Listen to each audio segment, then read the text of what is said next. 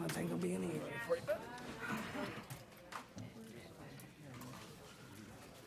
Okay, it's 4 o'clock. I'm going to call the meeting to order. We have roll call, please. Mayor Crawford? Here. Commissioner Blanchard? Here. Commissioner Davis? Here. Commissioner Hodges? Here. Commissioner Ryan? Okay, if everyone will stand, we'll have Pledge of Allegiance and a moment of silence, please. I pledge Allegiance to the flag of the United States of America and to the republic for which it stands, one nation, under God, indivisible, with liberty and justice for all.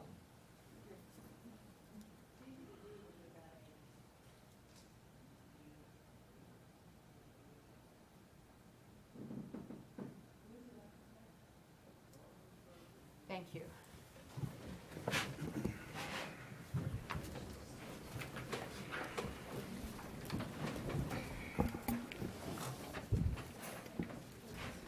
Awards and proclamations.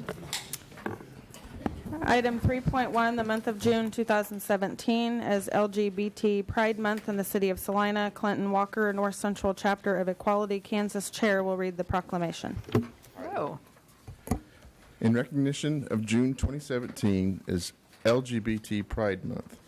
Whereas June is lesbian, gay, bisexual, and transgender LGBT Pride Month across the United States, and whereas even though the struggle for LGBT equality is making progress throughout much of this nation and the world, it is still a fact that in the state of Kansas, the city of Salina, and even in our own city government, LGBT individuals can still be fired from their jobs, denied housing, and refused public accommodation just for being LGBT.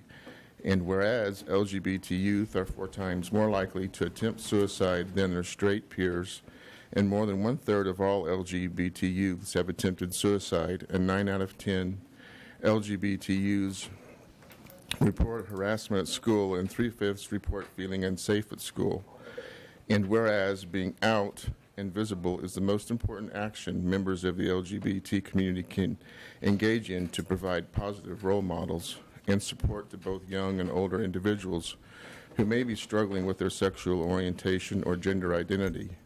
And whereas LGBT citizens contribute to the fabric and expression of diversity within our community, LGBT community members work alongside other Salina citizens in places of employment and contribute to the success of employers and businesses, and donate their time, talent, and labor to community organizations. And whereas the LGBT community in Salina has organized to fight discrimination and support fairness, and has taken an active role in bettering this community for all individuals, including the LGBT population.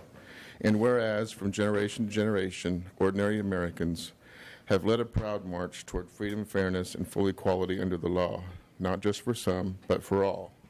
Now therefore, I, Kay Crawford, Mayor of the City of Salina, do hereby proclaim the month of June 2017 as LGBT Pride Month in the City of Salina, and I urge every citizen of Salina to join me in celebrating the diversity and character of our community and highlight the importance of the LGBT citizens in our community in making this city a safer and more welcoming community for everyone.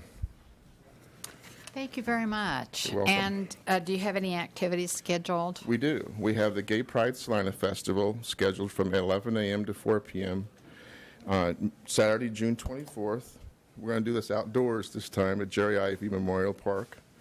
There'll be live entertainment in the gazebo, community booths near the gazebo. From 12 to 2 will be a potluck picnic or until we run out of food in shelter number 2. And then from 8 p.m. to midnight will be a Stonewall dance at the Duke's Room at the Quality Inn and Suites. Tickets $6 in advance, $8 at the door. There's also information available on Facebook under the heading Gay Pride Salina. Okay, thank you very much, and I hope it doesn't rain. It usually does lately. We'll Thank see. you very much. We'll see. Thank you. Can I-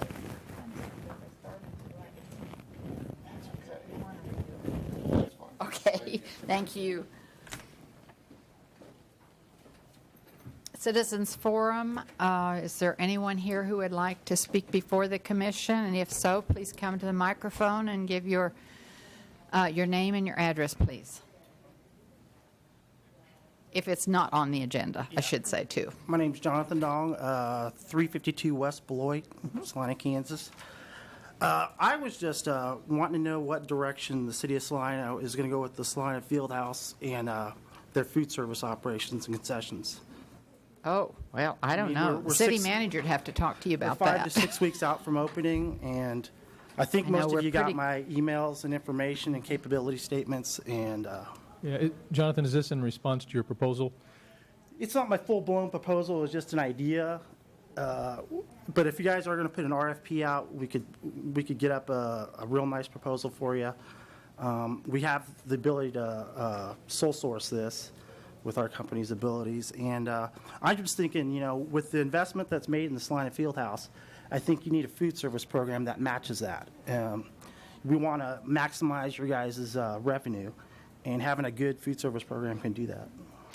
Real quick, Commissioners, the initial plan, as we first talked about the concept of the field house, was to provide it in-house, kind of keep it pretty basic. As a matter of fact, I think through the design, there was little talk about the concession area being a little too small in the design. That kind of came out. But the reason for that, and this will be something for you to consider, I guess, is the reason for that was because there was a thought that while some food service does need to be provided there was also a desire to take the food in, or for people to want to go out to the downtown and eat there and, support the restaurants.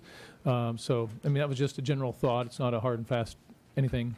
But so our perspective, we have been going down the track of in-house. Now I have asked Parks and Rec Department to kind of look at both in-house and outside service to get a better idea from my perspective, which is quite honestly, what's the highest revenue potential? Because I think that's a factor as well as we look at the overall budget for the facility. So they're kind of working on trying to give some examples, and it's a little bit hard to truly compare those, but at least try to provide some information. But that's sort of where we were, and that, that's certainly a question that if you have a thought on, we'd certainly you're in a position to give us the direction you'd like. So if you would like us to go a different direction, we could do that. Now, if we did choose to, if you said, hey, we would like you to facilitate looking at outside concessionaire, we're talking about a formal proposal to do that. We're not going to be in a very good position at this point to provide good information on the number and types of events, but we will be in a position to put exactly the service, quality and so forth that we would want. Then once you get about a year into events and you start to get a better idea of that. So, and for that matter, this year, you're not going to see a lot of events because it takes about a year. So we're really talking about gearing up in a way, getting ready, gearing up for probably a much more busy 2018 than 2017 is my guess. So anyway, like your thoughts on that. Well, I'll speak first to it Okay, I was if you just don't going to mind. ask commissioners if they have any. I got the email, and I've had a conversation. I have felt since I've heard the initial thoughts of it that it would certainly be worthwhile to look at. A couple of things that I think are really that really interest me are the fact that it's a very creative approach to providing the service, that it didn't sound like we would need to provide staff and equipment and so on. And so it's a good deal it would be a nice deal for taxpayers to do that. The other thing is that I would suspect that we would be doing chips and hot dogs and hamburgers and unhealthy snacks to begin with. And this looked like an alternative to do some healthy type snacks. I think also it would probably, one of the things that I felt it was nice is, along with providing some sales tax revenue, is that I think the word would get out that, boy, the Fieldhouse in Salina offers really nice food choices in their concession stand, and it's not the typical junk food that others might supply. And then from the other restaurants and kind of encouraging people to patronize those local restaurants, you have a local restaurant, and so it would be kind of a. I think it would. I think you probably see a need that it kind of goes hand in glove with. You're not going to be taking away substantial business from your sit-down restaurant, but you're going to be providing a value-added component to our downtown. Yeah, because sometimes, in some of these sporting events, the parents, just being a parent myself, you're stuck in there all day. Absolutely. It's like, okay, we had one game, now we're going to the next one. Don't have time to run out and get food, but I don't want to feed my kid, candy bars, hot dogs, and stuff like that, fresh fruits, salads, and stuff like that. And the nice thing is we'd assume all risk the first year because we know the first year is the riskiest. No one can project what's going to happen. That alleviates all risk from the city and the field house. It's like, okay, we're going in feet first, and we'll figure out what goes on. And then, the profit-wise, we kick back the profit, a percentage of the profit. That's something we could work out. It's like, okay, we're taking the initial risk. We're going to put the equipment in for you. You'll have a say in the menu. It's okay, this is the menu design that we like, that we think people are gearing towards. Because, families are, they're getting away from the hot dogs and hamburgers and the chips and the nachos. If their kid's in a sporting event, they want them to be eating some healthy food, some fruits, some vegetables, sports drinks, smoothies, stuff like that, So, Okay. and the nice thing is we'd be assuming all this risk. Okay, well, Commissioners, let me consider this. I kind of shot you out of the chute there a little bit quick, since we don't have an item on the agenda.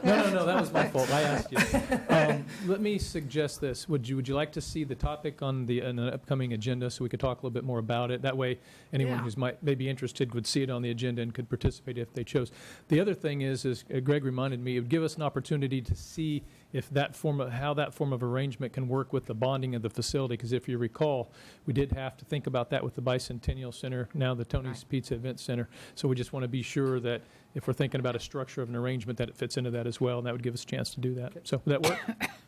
Yeah. Okay, very good. We'll do that. Yeah. Put it on thank your you very agenda. much. Okay, thank you Mr. for your Dillon. time. We'll Appreciate let you it. know when we do Yeah. that, so you guys are. Okay, thank you. I appreciate it. One unrelated.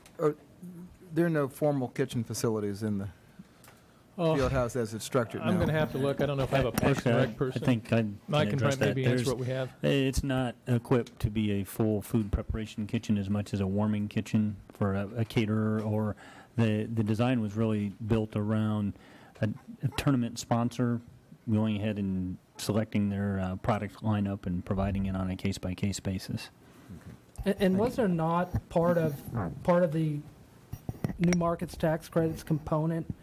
Aren't we kind of opening that up for some sort of food service for summer lunches for kids, possibility down the road? Yes, from the community, the term escapes me at the moment, but in terms of community services from a new market tax credit standpoint, there's discussion about using that facility as a summer lunch program, but all those meals will be prepared off-site and delivered. Okay. That's the approach they take in their other meal sites today. It's centrally prepared, and then it's distributed to each site. Okay, because part of this is that we're supposed to be serving a low-income Correct. neighborhood But to get those tax for that credits. particular purpose, there's no need for a And kitchen on so there may site. be other opportunities if we have a kitchen there to help provide some of those things Yeah, you could. outside of that program. What one person considers unhealthy, other considers untasty, or I don't know. Hey, But it'd give us a chance to bring it back and talk about the options for you. Okay. you've obviously never had tofurkey. Well, and having been marooned at fencing tournaments, and I appreciate the need and the desire to have something that's at least slightly healthy, because when somebody gets done competing, you kind of hate to hand them some nachos and tell them to get ready for the next round. So thank you.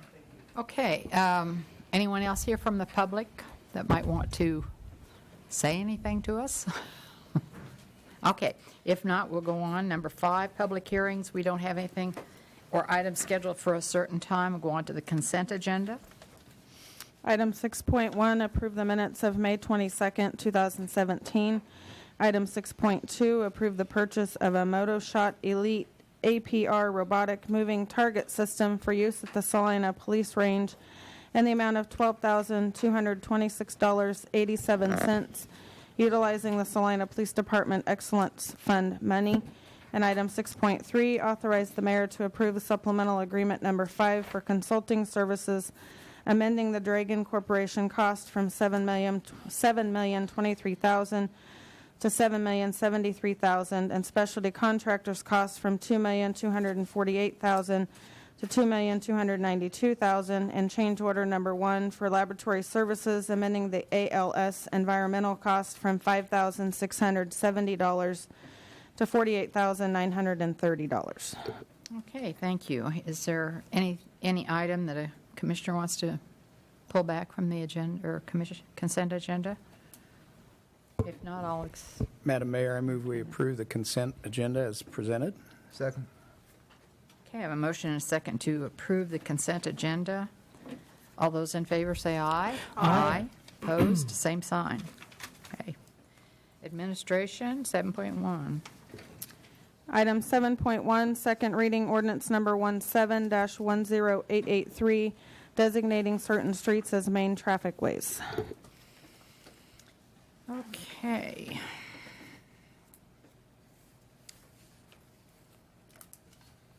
This is a second reading of ordinance number 17-10883. Entertain a motion. Madam Mayor, I move that we approve on second reading ordinance number 17-10883. Second.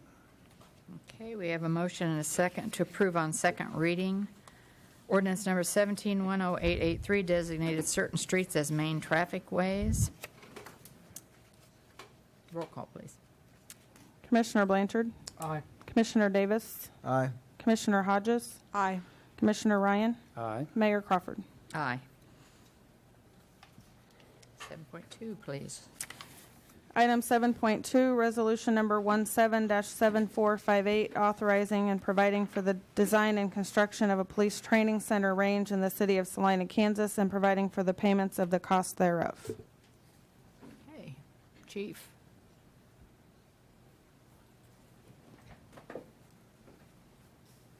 First, thank you for considering this proposal. This is something that I think you've probably read a lot about, but it's something I've been concerned working on since I got here in December of 2013. And some of you have heard this, but I think it bears repeating. When I first got here, I qualified on the second day I was here because I wanted to wear the uniform. And when I went out to the range, I mean, I don't know if appalling is too harsh a word, but it was amazing, not in a good way, the condition of our range. It's 40-some years old. It had never been really built to be a range other than they made a berm, which the berm still exists, but now it's full of lead. But anyway, it's there. It was built in a floodplain, which I think it's not in a floodplain now, but a former landfill. And that's not uncommon for cities. They don't pick prime property to put ranges in, and then I get that.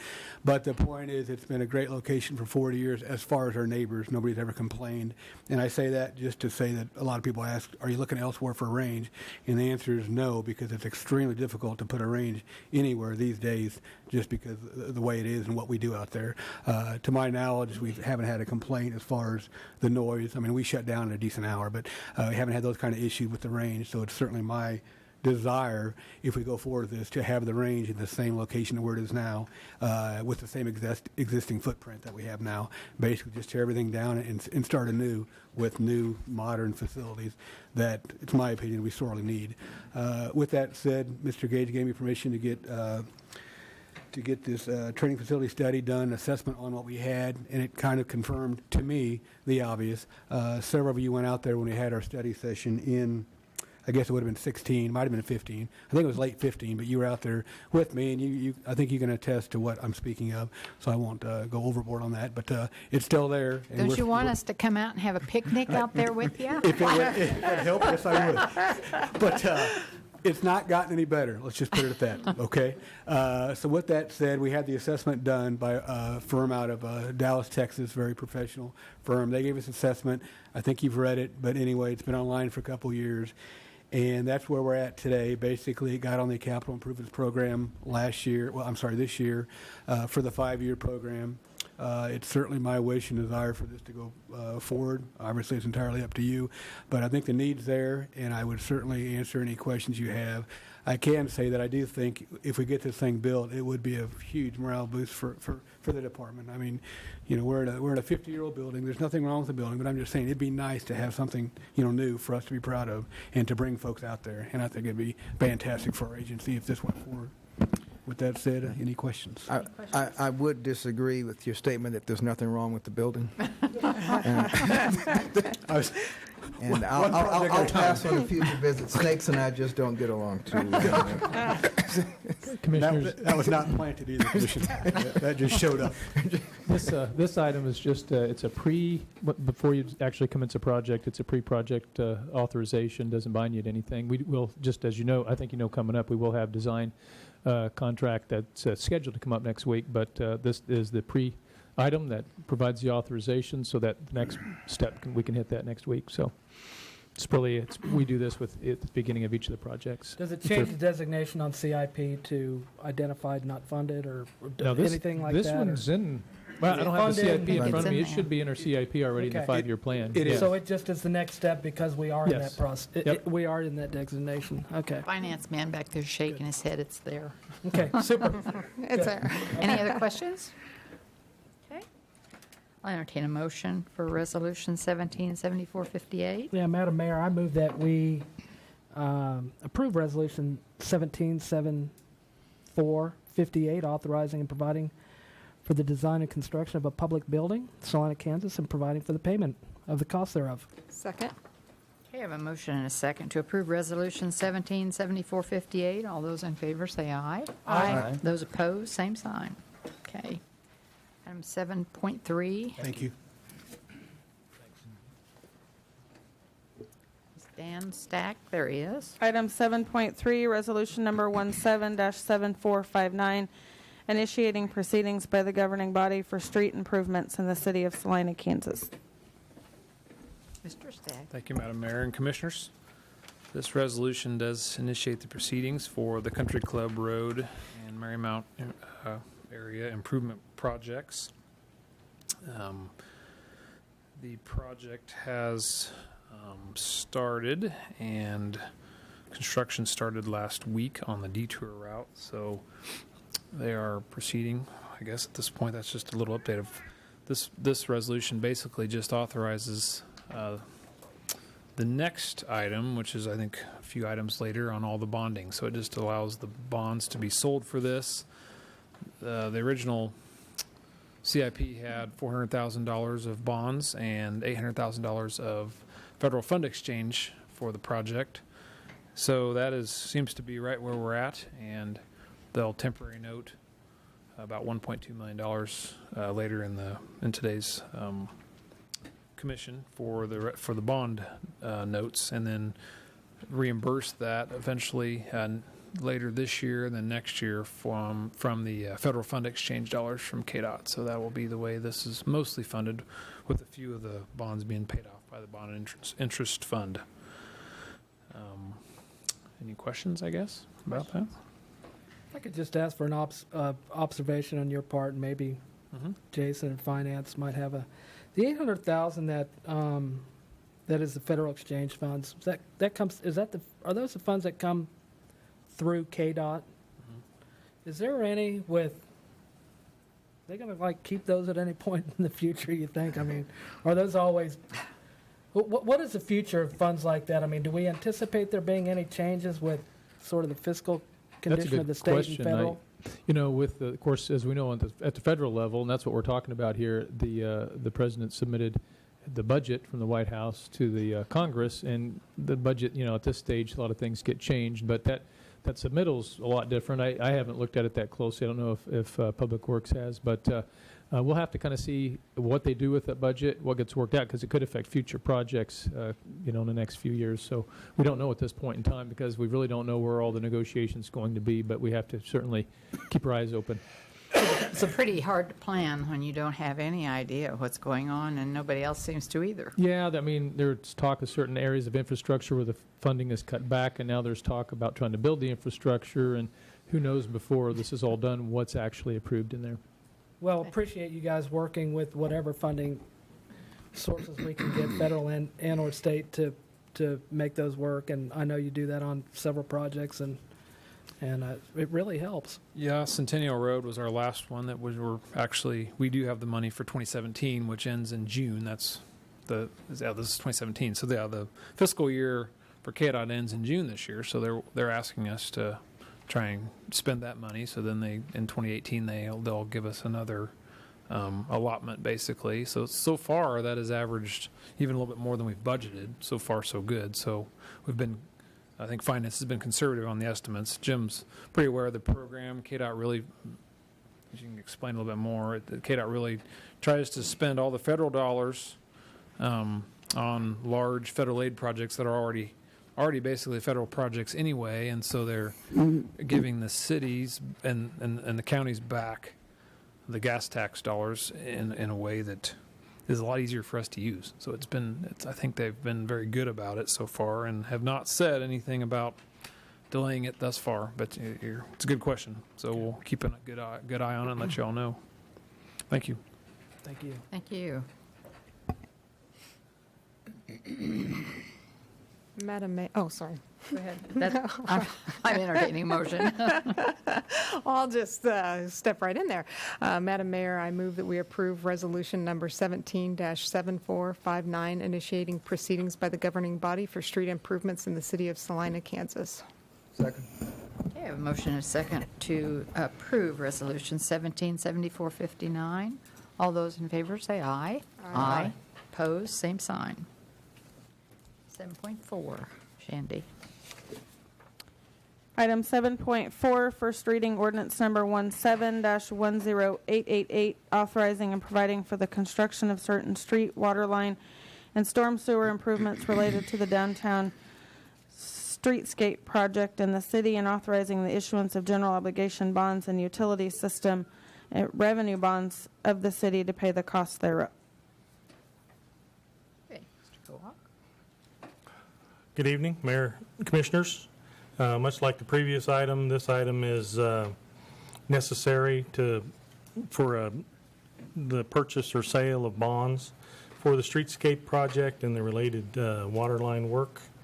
Will allow the use of general obligation bonds for the streetscape project and utility system revenue bonds for the potential water line.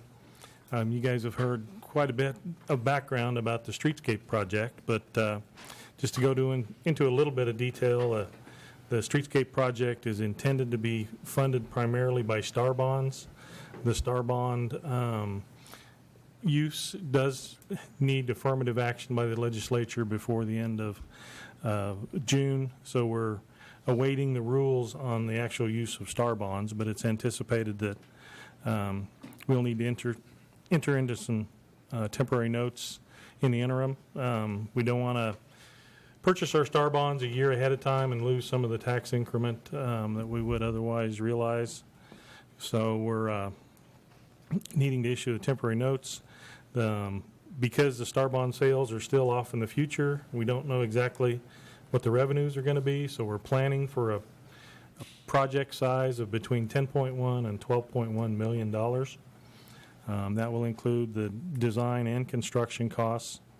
The final design is underway. And then we're also intending to do up to $2.5 million worth of water line work in relationship to the streetscape project, which would bring the total cost of the project to $14.6 million. You guys took previous action earlier about the main traffic ways, which was a required step for us to utilize these bond funds on the streetscape project.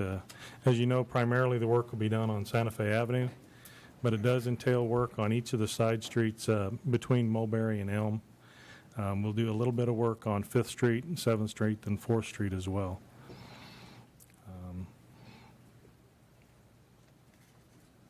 The resolution authorizes funding for the project to come from general obligation bonds, utility system revenue bonds, or KDHE loans for the water line portions of the project, or other sources as determined by the Commission.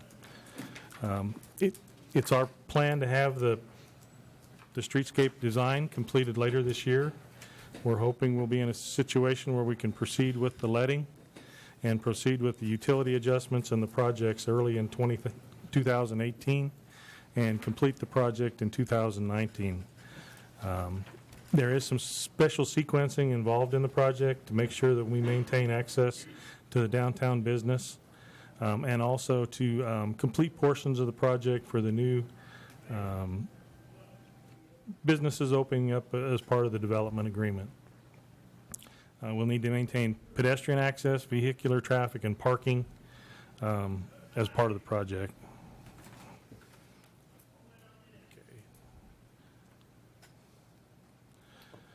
As you are aware and have heard many different times, this streetscape project and the related work conforms with the strategic plan for the city, Goal number 1, which will create a community of mixed-use quality development and redevelopment.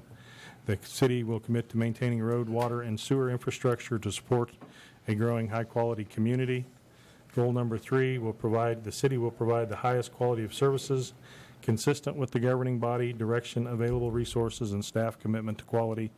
And goal number 5, which is the city will maintain a commitment to making downtown Salina a vibrant economic and social center for the community. So as I stated, you've heard about the streetscape project several times. This is another one of the requirements for us to move forward, and we are presenting it to you for your approval. Commissioner, Thank you just to very be, I want to be crystal clear, Jim hit it, but for the public and the media as well, this is also a pre-authorization action. It doesn't obligate you to expend any funds. It doesn't mean that you'll spend up to the maximums that are in here. And with bond counsel's advice, it's an umbrella authorization action, because at this point we've only looked at preliminary engineering for the streetscape design. That's as far as we've authorized so far. So obviously it'll catch that, and then it'll catch any actions after that. So we won't have to go back later once we get to final engineering. Well, I'm sorry, we're at final engineering. We won't have to ask for any other actions. When you get to the point of making a decision on construction, you'll have authorization there. But it doesn't require you to spend anything, but we're lining the authorizations up. So just want to be clear. If somebody says, well, I saw that you authorized X amount for the project, not just for bonding. And the other thing is, because we're doing the temp notes now, because that's out ahead of what when star bond proceeds might come in, it doesn't mean that star bond proceeds won't come into this. They will, as Jim indicated as well. So what you're going to end up bonding after we go through in the project, if it's successful, will be a lot less than what these numbers are. But to do the temp notes at the beginning and to catch everything, bond counsel thought it was good to have it comprehensively, so that's why you have this action. But it's not going to obligate you to anything, and it doesn't mean you're going to bond everything with geo bonds in the end either. We're just sort of getting our ducks in a row. Yeah, Well, no, but exactly. are we authorizing with this action temp notes? The issuance of the temporary?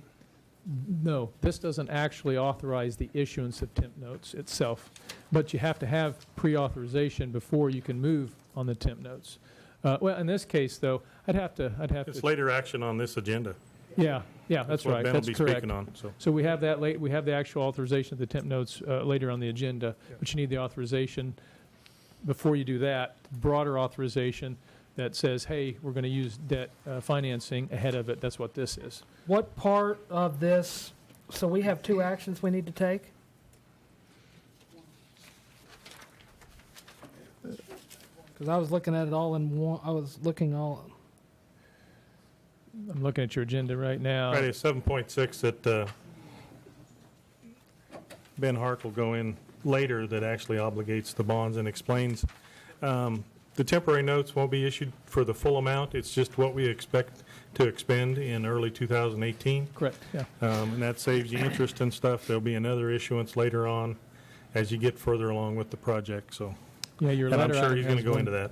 But has $1.2 million for your downtown streetscape, and that's intended to cover the design only at this stage. So we're not asking you to actually take an action to issue any debt at this point other than temp notes for the design piece of the downtown streetscape. That's the piece that we're in right now.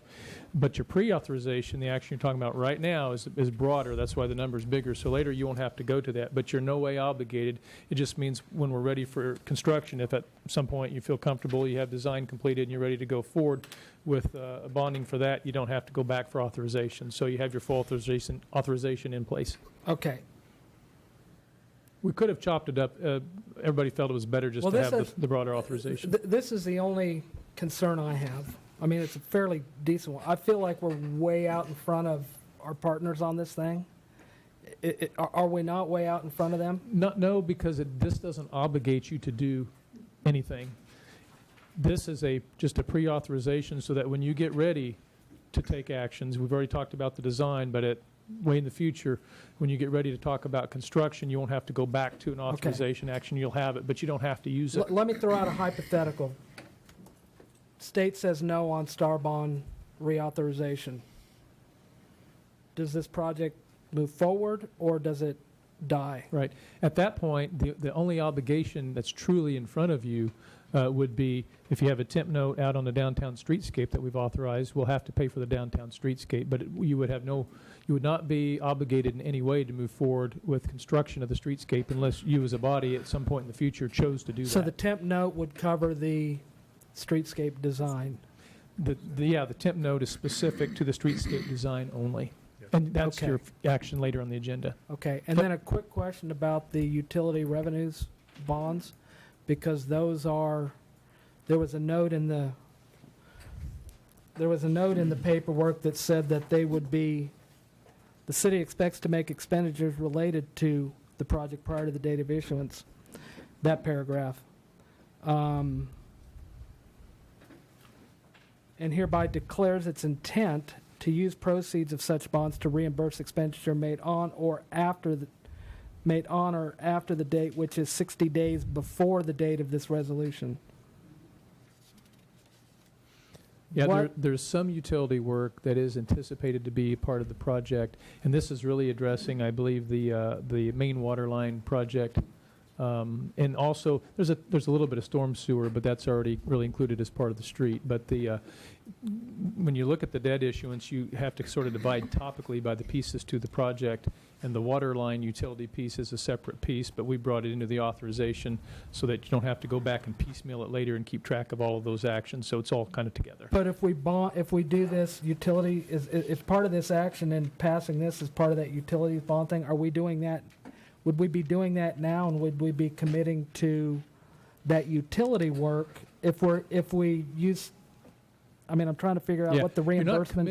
You're not committing to any work with this action. It's just a action by you as a governing body that sets the stage for the ability to commit later. Okay. From a bonding perspective. Yeah, in essence, before, and it's a little bit different with certain projects. There's some nuances to the statutory rules, but in essence, generally, before you would bond a project or even obligate to spend, in which you're going to need to bond a project, you have to do a general authorization action. This really brings it all together, so you don't piecemeal it, and we don't lose track of different pieces, but it doesn't obligate you to do anything. Okay, and then just a real quick, because of Section 4. Section 4 of this ordinance, the notice, because it does look like a special consideration for those utility revenue bonds, is a protest or petition aspect of that. When does the clock tick on that? Is it with the start ticking? Is it with the notice? Or is it with this action? Ben indicates that our interim finance director, that would be with the notice. All right. Okay. And it's just, we often hear about people say, oh, they kind of shove this down our throats, and they're just to be fully transparent that this is a protestable type thing. Yes, that will be. Unlikely, but it does exist. Yes. Okay. Yeah, it was my understanding, talking to bond counsel, that there's a requirement to advertise with legal notice, and this gets you way out ahead of that so that you can receive comments and advertise it to people publicly ahead of any kind of construction going on. So. Right.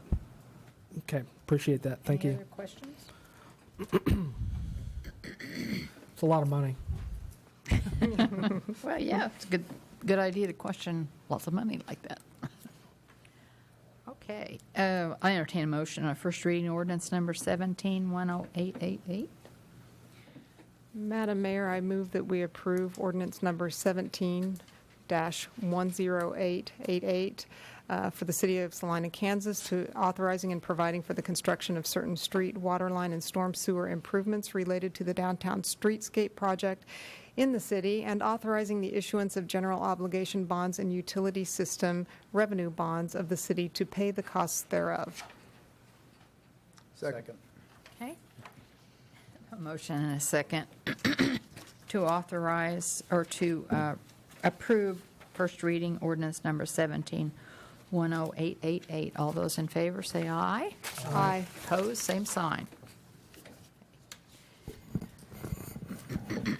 7.5, Shandy. Item 7.5, first reading ordinance number 17-10885, authorizing and providing for the construction of certain improvements relating to the Smoky Hill River Renewal Project in the city and authorizing the issuance of general obligation bonds of the city to pay the costs thereof. Martha.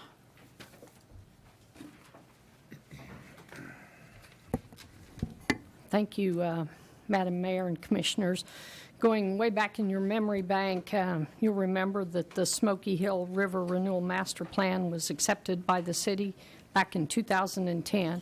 Most recently, in April of this year, the City Commission authorized the Smoky Hill River Renewal Project preliminary design, which will give us an accurate picture of 6.8 miles of river renewal. Each project feature will be evaluated for its value to the community and potential funding. These specific in-channel improvements will be selected and advanced to final design and construction. The project costs include land acquisition, design, and construction. In general, the construction will generally include removal of sediment, dredging, filtration, cleaning the channel, and restoration of stream flow, and installation of a concrete channel and various in-channel improvements, multi-use hiking and biking trail, drainage improvements, and bridges, and various landscaping and aesthetic improvements. The engineering costs for the preliminary design of approximately $3.3 million will be funded with general obligation temporary notes and permanent financing with general obligation bonds repaid through sales tax. And as we spoke earlier, that will be in action with Mr. Hart following this one.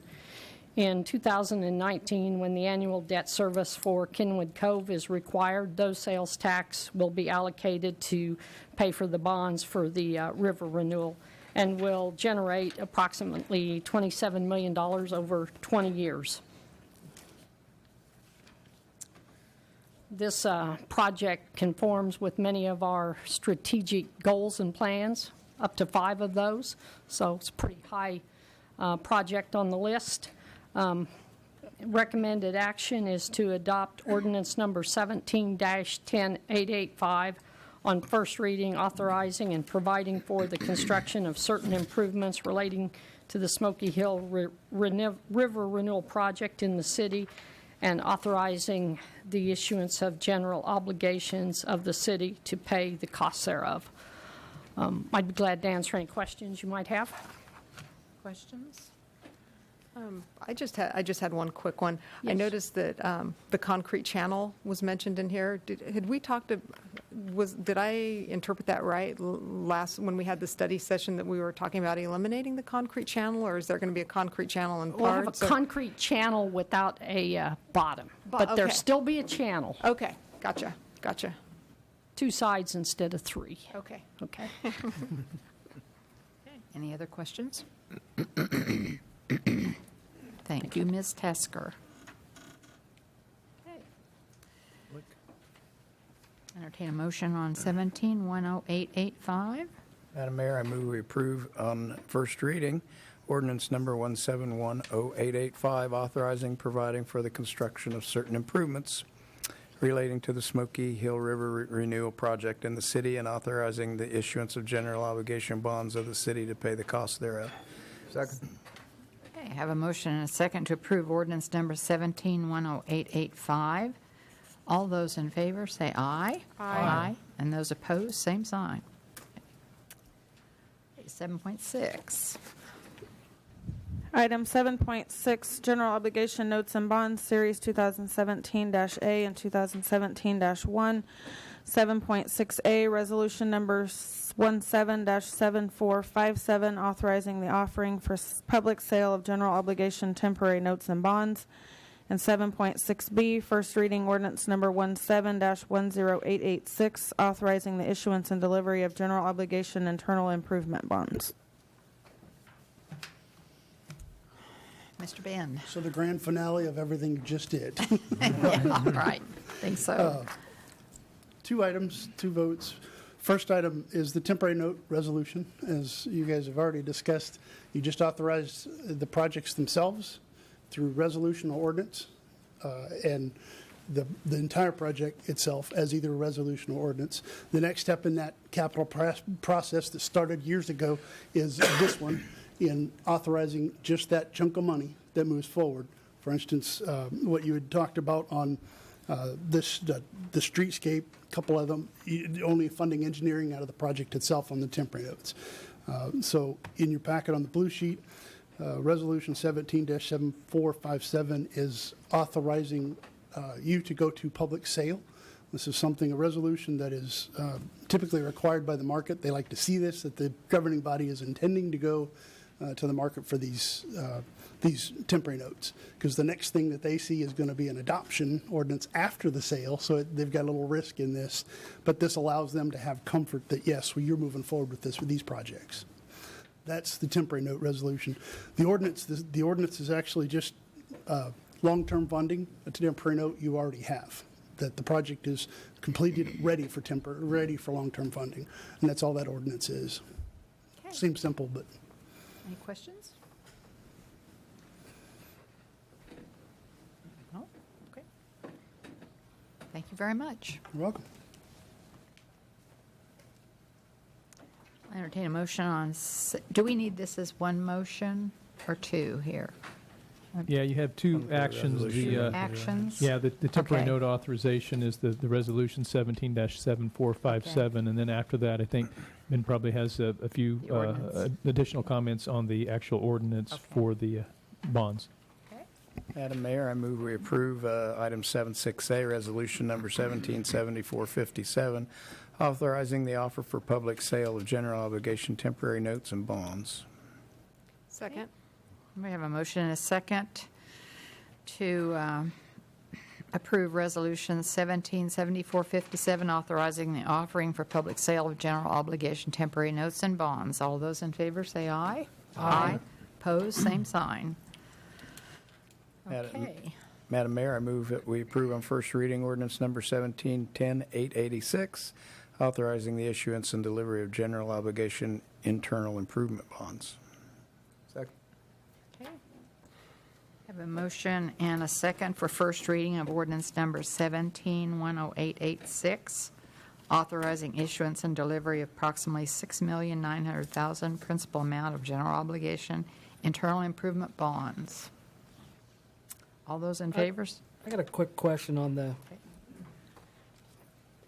that general obligation internal bonds. Can you kind of give us differentiate that again for us? Yeah, so anytime a project gets started, the process in Salina is to temporary note money. It's like working a temporary loan, if you will, Right. for the project itself. Once the construction's finished, the project's finished, you'll take that temporary loan and convert it into long-term debt. And that's Okay. what that ordinance is doing, is just converting a temporary loan into a long-term debt. Okay, and so then at that point, we'll identify, since they're not going, those are the ones that will not be the GO bonds, or we're not anticipating them right now to be the GO bonds. These are. Yeah, the ordinance that you have in front of you is to take bonds, so you can take your financing, your debt, and stretch it over the full length to pay for temporary notes that were used to do the Bicentennial Center improvements. And that's the only action. So in essence, when you did the Bicentennial Center work, Okay. it was $6.9 million, and that was temporarily. And the reason is because you don't want to issue long-term bonds until a project is complete and you have the total cost. So that's why the temporary note gives you bridge financing. So this takes away the bridge financing and Right, does your bridge full debt So service. this is covering the bicentennials. And that's it. Okay, Right. I have to confess, I'm flying blind here because for some reason I misplaced 7.5 through 8.2, and so I'm kind of flying blind on this. So 7.5 through 8.2. So that Okay. 8 point or 17.8, 17.10, 886 There you go. includes Grand Prairie Benefit Police Training Center, Country Club Roads, all of those. 17-10-886 is just the GO bond. Okay. Yeah, the first action you took, the resolution, actually authorized the... All those projects. Okay, those For projects. those projects, yeah. Yes. Okay. Thanks. That's clear now. Okay, because I'm sitting there, like I said, I'm flying blind a little bit, so thanks. Appreciate it. Oh, you have an extra? I appreciate that. Thanks. Do you have any other? Okay, good. I appreciate that. Okay, any other questions or discussion? I have a motion and a second, first reading ordinance 17-10886. All those in favor say aye. Aye. Opposed, same sign. Okay. Item 8.1, development business.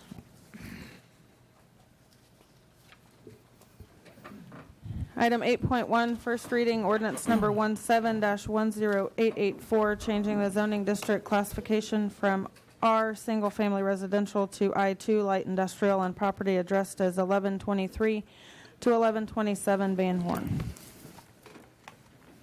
Mr. Andrew? Thank you, Mayor and Commissioners. This is an application to rezone property that's been filed by Derek Bernhardt, who does business as Naturescape Lawn and Landscape. And the property he is the owner of is on the north side of Van Horn Street, just east of North Ohio Street. It's part of what's known as the Fairway subdivision, and it was annexed into the city in 1967. And as near as we can tell, at the time of annexation, it was zoned heavy industrial, and the property itself was used as the headquarters for Thomas and Ostenberg masonry contractors. As you are aware, for better or for worse, when the city of Salina was comprehensively rezoned and remapped in 1977, this entire area was zoned R single-family residential, an attempt to try to preserve and protect what remaining residential character it had. And so this had the effect of making the existing business uses and contractor uses non-conforming uses. And Mr. Bernhardt purchased this property in July 2015 from the Thomas family. He took note of the recent rezoning of 3 lots to the west of this property on Van Horn in January of this year, and he decided to pursue a zoning change to I2 light industrial. And of course, the reason for that is that if you are a non-conforming use, you have less protection in terms of being able to rebuild if you have fire or flood damage to your business. So if you have residential zoning and his business was more than 50% damaged by fire or flood, he would not be able to rebuild his contracting operation. So, as we noted, in 1977, this area was rezoned entirely to residential. It's been chipped away at, as you can see from the map. This is one of our more unique neighborhoods in the city of Salina in terms of mixed uses and side-by-side uses that are, some are business and some are residential right next door to each other. But the trend is definitely away from residential. We've had no new dwelling activity in this area. So as to the suitability, the question is whether you think this is more suitable for future residential use or conversion to an industrial use. With the mixture of uses, large lots, the unpaved streets, the closeness to Ohio Street, this has made this an attractive area for local small businesses and contractors. Most houses in this area are modest. Some are owner-occupied, some are well-maintained, some are not well-maintained. But the presence of the small business intermixed with homes doesn't seem to be bothering the residents who do live there. So one of the questions for you to consider is whether the applicant's use is compatible with the development in the surrounding area, whether there'd be any negative impacts to change this to I-2. We do have public utilities in Van Horn. There are no storm sewers in the area. There's no real defined ditches along Van Horn. It's flat and the drainage is not great, but we do maintain that as a public street. We have Crown Distributors on the south side, but it does not have any physical access to Van Horn, at least on the unpaved portion. So this application is consistent with the comprehensive plan, which shows this as an employment area, and the employment area is not designed to encourage any form of residential development, but rather for industrial-oriented uses. So again, we're this is going to create a checkerboard pattern because we do have some existing dwellings right here that are directly to the west of that property, but definitely the trend is away from residential, and so there's nothing in the comprehensive plan that would encourage people to look to this area for new residential housing. Planning Commission held a public hearing on this and voted 6-0 to recommend approval of Mr. Bernhardt's request. And if you concur with their recommendation, the attached ordinance rezoning these 3 lots to I-2 should be approved on first reading. We do have Mr. Bernhardt here if you have questions about his purchase of the property and his upgrades, but I'd be open to any questions first. Okay, any questions of Mr. Andrew? Thank you.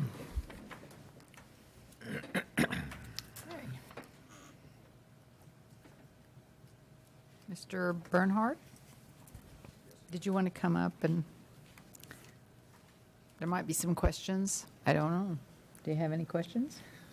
I think Dean laid it out pretty well for me. I couldn't have He did. said any more, so Okay. I'm kind of puzzled right now. But if you have any questions, feel free to. Okay. We have, if you see the pictures, we have made an attempt to. We have cleaned it up a lot and gotten rid of all the brick and what you see there to a little bit better. Got a little more to do, Yeah, looks like. I did want to note the neighbor on the side. We do have an 8-foot fence that's covered in vine. We get along real well with them. Don't have any problems. It makes a nice barrier between us too. So don't have any issues in Okay. that area. So thank you. Thank you. Thank you. Dean, I do have a quick question of you.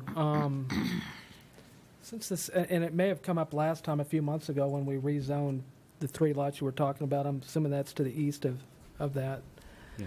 or to the west of it. Yeah, those 3. Is there any thought as to rezoning all of it to I-2? Yeah, there has, at the last application, we discussed that. The Planning Commission brings it up regularly, and I have a stock response to that we will do whatever you could initiate that, the Planning Commission could initiate that, and we would be willing to do that. We just point out that we've had one case in there of a reversal of going an I-2 zone house back to residential because they couldn't get financing. The policy decision there would be that you would be making the residences non-conforming instead of conforming, which would make the zoning pattern more uniform, but you could run into cases where a home purchaser or home buyer trying to refinance may come in at some later time and ask you to zone their property back to residential so that they could get a loan. Because the one concern is if you have a residence and you're a non-conforming use, banks take a very dim view of making mortgage loans on a home that cannot be rebuilt if it's damaged by fire or flood. Well, But- in light of that, I think I kind of prefer if so you the- don't see any problem doing it the way we have We been are with this. certainly open to that, but what we're saying is this has turned from yellow to the gray there, Mhm. mostly at the initiative of property owners, and so nothing there has been initiated by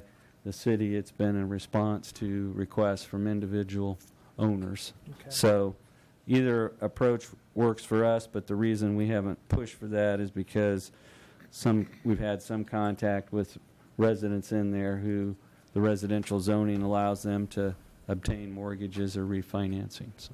Well, it sounds like it provides the most flexibility for the property owners. And they seem to, the businesses and residents seem to be good neighbors to each other from what we can tell. Okay. Any other questions?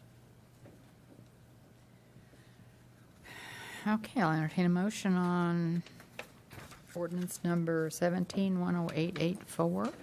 Madam Mayor, I move that we approve ordinance number 17-10884 for application number Z17-4 filed by Derek Bernhardt requesting a change in zoning district classification from R to I2 on property legally described as lots 11, 12, and 13 in the Fairway subdivision in the city of Salina, Saline County, Kansas, and addressed as 1123 through 1127 Van Horn.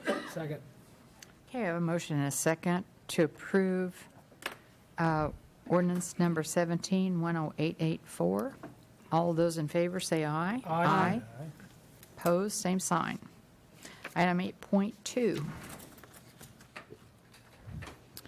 Item 8.2, first reading ordinance number 17-10887, amending the future land use map of Salina, Kansas Comprehensive Plan to change the future land use designation of the northwest corner of South 5th Street and Prescott Avenue from future urban residential to future hospital medical. Thank you, Mayor and Commissioners. This is a follow-up action to your action approving a zoning change from R3 to hospital medical back in April. And at that time, there was a lot right at the corner of Prescott and South 5th Street that was not included in part of the original hospital medical land use boundary. And at the time, it was not owned by Dr. Harbin or associated with the clinic, and there was a residence on it, so it was shown outside the hospital medical land use area. But with the change in zoning to hospital medical, you felt it was more consistent to have, first of all the property owned by Salina Ortho Properties have that same designation, and the hospital medical land use designation would be more consistent with the zoning designation. So you initiated this as a follow-up action and referred it to the Planning Commission for review and recommendation. They recommended unanimously that the map be changed to move that boundary so that the only portion north of Prescott that is not part of that is the historic home there on the corner, which is the only property north of Prescott in the South Santa Fe Historic District. So this action still respects the boundaries of the historic district, but it brings the land use designation and zoning into consistency. So if you are in agreement with the recommendation of the Planning Commission, then the attached ordinance, if approved on first reading, would change the map to take the boundary across and include that within that hospital medical land use plan area. With that, I'd be open to any questions. There was a lady that lived in that house that came with her attorney last time, and so is she okay with this her attorney? Well, they've been as far as you know? continued to be notified at every step, but we advise them that the ultimate outcome on that's going to be a civil matter that we can't really address. What we have done and what the clinic's done is the clinic has essentially agreed to treat her fence line as the property line while not conceding where it is. They're not going to disturb her fence, and there's going to be a green buffer strip that will be between the south clinic property line and the house. So a lot of that pavement that's there is going to be removed, and it's essentially going to be a rain garden buffer area there between the parking lot and the home, and the fence will be there. The trees will be there undisturbed. There's a few trees on the east side of the driveway there that are on the clinic's property that are overgrown, and those are going to be thinned out a little bit. But we think in the end there will actually be a better buffer between the clinic and the home than there is today. And that home is in the historical district, did you say? It is in the South Santa Fe Historic District. It's, as I said, it's difficult to imagine that, but at one time, South Santa Fe looked like that all the way up to South Street, and that's the one surviving house north of Prescott. And so it does have some historical significance, and it is part of the South Santa Fe Historic District. Dean, for clarification, the home that Mayor Crawford's talking about is not in the area. Is it to be changed in the... It is not in the area to be changed. It's just next to it. It's next to it, but Yeah, I understand that. Yeah. The change here does not implicate or affect, it's not putting any historic district property into the hospital medical land use, which is what the City Commission wanted originally in 2004, was to respect the boundaries of the historic districts. Okay. Any questions? Thank you. Thank you, Dean. Okay, I have entertain a motion on first reading ordinance 17-10887. Madam, go ahead. Madam Mayor, I move adoption on first reading ordinance number 17-10887, amending the future land use map of the Salina, Kansas Comprehensive Plan to change the future land use designation of the northwest corner of South 5th Street and Prescott Avenue from future urban residential to future hospital medical. Second. Okay, I have a motion and a second, first reading ordinance 17-10887. All of those in favor say aye. Aye. Opposed, same sign. Okay, any other business except we go into executive session? Commissioners, well, staff has a suggestion for you. We made it through the agenda pretty efficiently, so kudos. We did good. Don't break your arm, pat yourself on the back, right? That's what my grandma used to tell me. Anyway, we realized that you didn't get as far as you maybe would have liked to discussing the ethics policy in the study session, so you certainly have an option if, I think it would take a supermajority to add that continuation of the discussion on your regular agenda. If you wanted to do that tonight, you would have an option to do that. If you don't, that's okay. We'll look at the schedule, but I did want to make sure you knew there was an option if you would like to add it and continue to talk about that more this evening. We don't have very far to go on that ethics questions, I don't think. Of course, it can take a long time, as we know. What does everybody want to do? We were it looked like we'd kind of worked our way through the ethics policy down to one specific line item. I mean, once we get consensus, or, I mean, what would be the step for that? If some commissioners feel one way and some feel another, I mean, is that a point where we just indicate our preference and we go with that, or how exactly does that work? Yeah, let's pretend you add it to the agenda and you go ahead and talk about it. If really you don't take much longer with the rest of it and you're very comfortable with the rest of it, or really minor changes, and all you have left is that one piece, and that's the only piece where we think we're not sure quite where the consensus is. If it's just one piece, we can give you a couple options on that. My only concern earlier is if you had multiple items in which there might be a difference of opinion, it's too many options, but on one, it's no big deal. So we would take that. We could take that and provide two options for bringing it back for formal adoption later if it's just the one piece. I'd go ahead and throw it out, make a motion. How would we number this? How would we number? If I wanted to add item. Looks like administration item 7.7. 7.7. Okay, I'd make a motion that we add item 7.7 for a discussion or a continued discussion of ethics and conflict of interest policy considerations. Second. Okay, a motion and a second to approve item 7.7. All those in favor say aye. Aye. Opposed, same sign. Okay. Dr. Davis, you have, I think, someone has the little cheat sheet on. Well, are we going to discuss this? Or do you want to discuss this now? We're going to do this. Okay, we can discuss it now. In particular, one thing that I felt like we kind of missed was section 13. Was there more, Greg, that you felt like we missed on this? Well, I think there's potentially any number of questions. Okay. Yeah, I mean, I think with Commissioner Hodges, I'm not sure we kind of, if there's a resolution to the item that we left in the room over there or not. You know, as we worked on the elaboration after the prior discussion and had discussions at the staff level, there obviously was a certain level of prediction, if you will, of what might be workable solutions or procedures, if you will.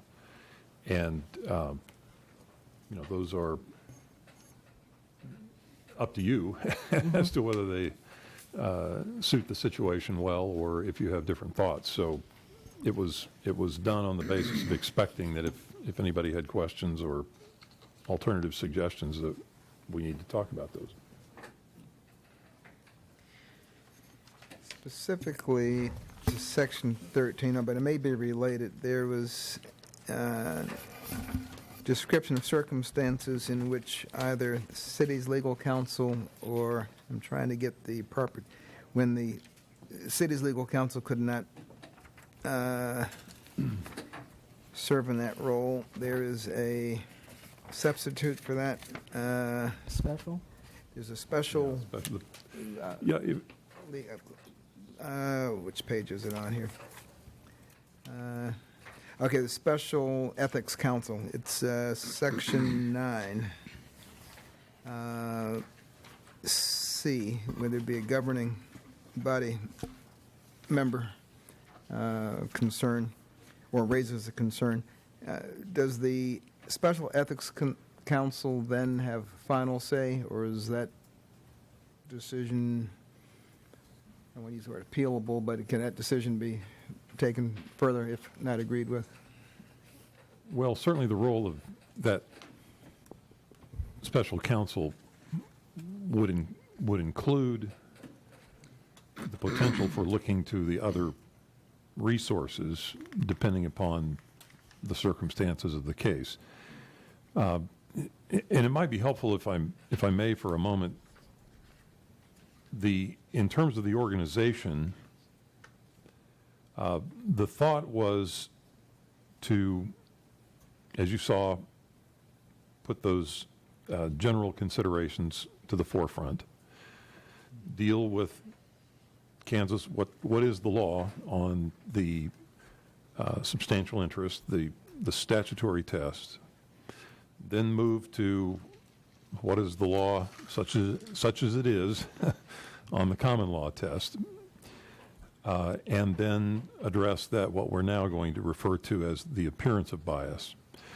And then moving to, okay, if we've identified what circumstances can present something different than a normal vote scenario, then we move into trying to systematically identify those in a way that hopefully enhances our ability to deal with those in advance of the vote. That's obviously best. But then moving on to the potential situation where you might have a vote taken and recognition after the fact that there was a problem, and making it clear that yes, at whatever level, whether it be an employee, whether it be a board or commission or this body, then there may very well be something that the body wishes to do in the public interest in response of that discovery, rather than just sitting back and waiting for someone else to take exception or whatever. And then, of course, if you get in the situation where there is a violation and you're dealing with the problem as to the conduct of the individual and how do you govern that. The particular, one of the reasons for interjecting that section, I hope, was illustrative on the legal resources. We certainly have a role,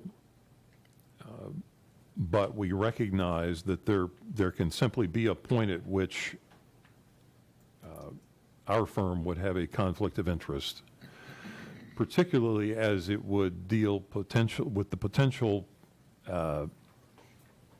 shall we say, varying perception among this body as to a particular situation, or it could occur at your board or commission level as well, where you might have one member of the board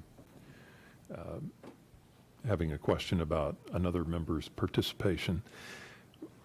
We represent the city as a municipal corporation, you all are obviously at the top of that pyramid, so to speak, and anything that happens is some form of delegation of your authority, whether it be administrative to the city manager or whether it be to your boards and commissions and the delegated roles that they fulfill. So the primary manifestation of our representation is at your level. And we just simply, as much as we might want to help in all circumstances, there are just circumstances where we can't. And that's what prompted the recognition that, well, maybe it's best just in the policy. I had alluded to that in the conversation, but as we elaborated on this process, thought that, well, maybe we just, and in discussing it with the city manager, thought it best to just up front recognize that we could have scenarios where that would be necessary. So hopefully for everybody, that's what prompted the order of the various sections. So I'll get back to your questions. But So at some point, are you saying that then the commission would need someone designated as a special ethics counsel?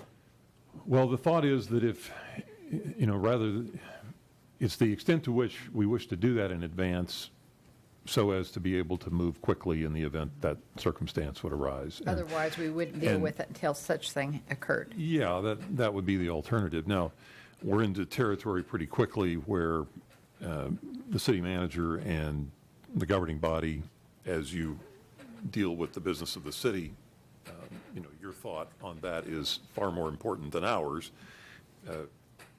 in terms of how that would best work in anticipation. Well, I would of think you'd want to circumstance. know that entity in advance rather than be fighting over who that entity is at the time. If you can liken this to, if there's especially a significant disagreement on a ethical situation or a substantial interest, common law conflict of interest, whatever it might be, if you can liken it to being at home and you have the mother and the father are having a disagreement and you ask your kids to help you resolve it and how awkward that might be, that's really the situation in this case you're in, because Greg's role is contractual, mine's more direct, but in essence you're our parents and we serve you, and it works really well when we're serving you from those that are below us in essence on the food chain, or where Greg's helping me help you below on the food chain. But in the situation in which it's at the highest end of the food chain, if there's a disagreement, you can be on the backside of that pretty easy, and it's a much different scenario because there is no real rule maker when you're at the top of the food chain. And so the thought being is that part of the conflict comes in that the role of your legal counsel, could be one piece, but you have so many other roles to get involved in a dispute that's, would be potentially or disagreement between or among commissioners. You'd better off to go to an isolated firm that just would help you and advise you just with that. Mm-hmm. And so I would totally agree that if that's where you'd agree to go, that we would want to find who that would be in advance, lock up in whatever form that relationship needs to be in place. And then that way, if any of you ever would have a question about a conflict of interest in some form and need that resource, you can get to it directly, and we don't have to, again, go through the motion of trying to figure out who it should be and all that type of thing. Who would you suppose you'd recommend? Would the League of Kansas Municipalities have legal counsel, or are there people that specialize in this? There are certainly those that I would expect that it would be among those that practice in this area. There was a situation where I was called upon to advise, to perform an investigation and advise another city where their city attorney had a conflict situation. So it's not such an area of the law, the local government ethics statute, that there's someone who just does that all the time that I'm aware of. So I think it would be among those that have reason to be familiar with it from the standpoint of practicing municipal law.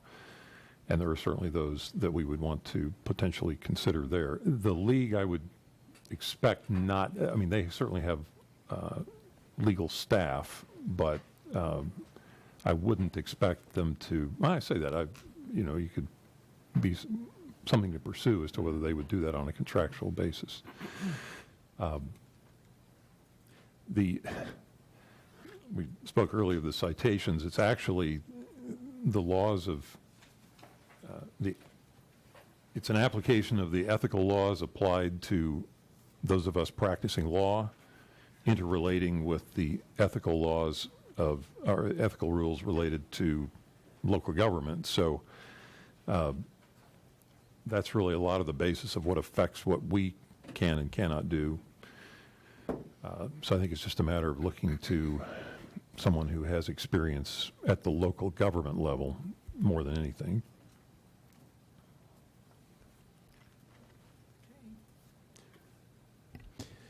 If you should, at some point in the future here, approve your policy with that in mind, it wouldn't take too long, I don't think, to help you figure out who that might be and then get that set up.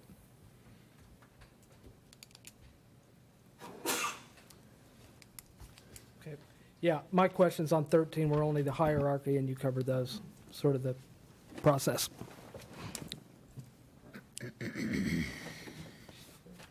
One item left. When do we expect for this item to come up on the agenda? If you're finished with it, we know what we have, and we only have one item where there could be some disagreement. Like I said, with one item, it's pretty easy to give you option A, option B, so to vote on. So I think I'd look at Greg, but most of the work's been done, I would say within the next week or two. I wouldn't, Okay. You think so? I think at any time. That's good. Okay. Super. Okay, now if we don't have anything else to go over on that. Okay, just Have other business. Have an opportunity for other business? Yeah. Okay. Let's do it. Okay. Anybody have any other business? Well, yeah, I have one other business, and then I have other business. Okay. Okay. All right, well. This will be short, and I don't necessarily need an answer now. But about a year ago, but the Economic Development Organization got underway, and they finally got their executive director and the offices. But I've noticed the entrance to their offices is still unmarked. And, I had concern about their being located in the Chamber of Commerce because I wanted this to be an independent organization. And it's flying under the radar right now, and not the outward appearance would not attract business there because you don't know where they are. I mean, they're supposed to have a separate entrance name on the side of the door. Just find out when that's going to occur. They fairly recently started working with the company to help them with the kind of web page and branding. And I think I don't want to speak out of hand for them, but I believe that out of that they'll have a brand that then they can convert to do that and fulfill the intent of what was supposed to be done in the agreement itself. Right, because the other two entities in that building have very simple lettering on the right. On the I guess that's Ash Street side. Even if it's the same lettering without a brand, just so that people would know where their office is. Yeah.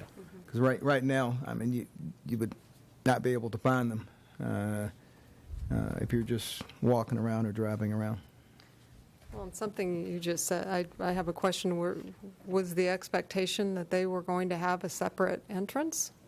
Because the side door is locked now. I think they're using that for storage. That was the stipulation for their using the chambers building. That would be a separate, definitely a separate entrance. Yeah, and I think it would be the side door. So I'll go back and look at the agreement, but I'd be happy to forward the desire to have the generic lettering on the front if that's what you'd like, and then as they work through the branding, then they can figure out, because that would be nearest. I think. I mean, I haven't worked through them with all the details, but I would presume that would be nearest the primary door of entrance for that entity in the building. So, right. Because at this point, anything, even if it's in block letters from one of our local lumber yards, just to announce where the offices are located. Okay, anything else? I do. I have a couple shout-outs I'd like to give. First is to Chief Nelson and the police department for doing their Fishing with a Cop on Saturday at Lakewood Park. They had a lot of kids there. Gave away a lot of things. I think they had a really good time in the Lakewood Discovery Center, and Brian Underwood was a big part of that. There were a lot of volunteers from Parks and Rec, I think, that helped to pull that off. Second event up in the North Salina event, second event was 7th Annual North Salina Hog Roast and Barbecue. And I'd like to thank Steve Rivers and Community Relations Department for having a table there and giving out information and being a big part of that. Also like to thank Chief Nelson and his wife, Tamara, for attending and supporting that, as well as City Manager Jason Gage and his wife, Lasonda, for attending that and supporting the folks in North Salina. A lot of giveaways there for Parks and Recs, a lot of Kenwood Cove passes and so on. And so, again, thank you to Parks and Rec. Just a shout out to Gary Hobby for being such a huge supporter for 7 years of North Salina community development. Really appreciate your help up there. And I'd like to really thank and tout the bean serving skills of Commissioner Hodges. She can serve some beans. So Excuse me. I have a small correction to make. I was actually entrusted with the pulled pork. Thank you very much. Sorry for the demotion. And served with a generous hand, I might add. But anyway, thank you all and thank you all the commissioners for the support that you've all over the years shown for North Salina as well. Greatly appreciated by the folks up there. Anything else? Yes, Madam Mayor. I'm moved to recess into executive session for a number of minutes that I will look to the city attorney to suggest. And I'll look to Mr. Gage. Since you're all looking at me, Yeah. I would suggest 45 minutes. We have two topics. For 45 minutes to discuss with legal counsel matters subject to the attorney-client privilege for the reason that public discussion of those matters would waive the privilege and adversely affect the city's interest in the matters, and reconvene at 6:15 p.m. Second. Takes a Is there a second? Yeah. Okay. Very popular request. So. I did have one question because I was reading my Kansas Government Journal, which Greg's hackles should be going up right now. But I read that, and can we address two topics if they're different topics in an executive session? Because I thought I read some guidelines that if we had, say, a topic about personnel, we convened for that, and then we recessed, and then we reconvened, say, for a legal or something like that.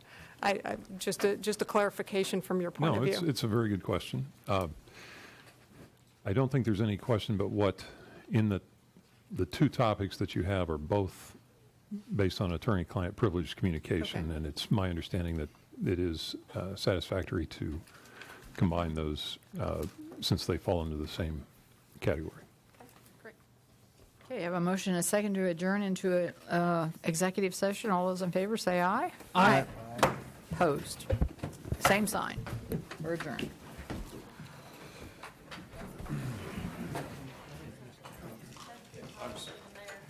Mayor, could I